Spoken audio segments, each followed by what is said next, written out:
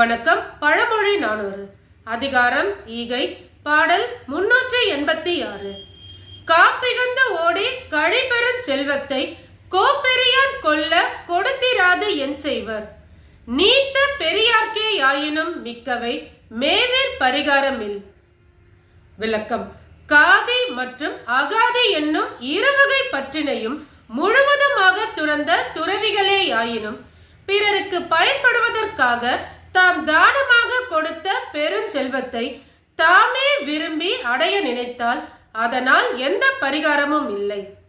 காக்கும் முறைமையை கடந்து கொடுங்கோல் நெறியை பின்பற்றும் ஓர் அரசனானவன் தன் குடிமக்களிடம் இருந்து பெருஞ்செல்வத்தை கைப்பற்ற நினைத்தால் அக்குடிமக்கள் தங்கள் உயிர் பிழைப்பதற்காக தங்களிடம் உள்ள செல்வத்தை அவ்வரசனிடம் கொடுக்காமல் வேறு என்ன செய்வார்கள்?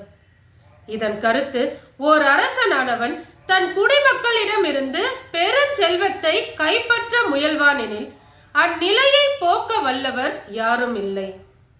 நன்றி.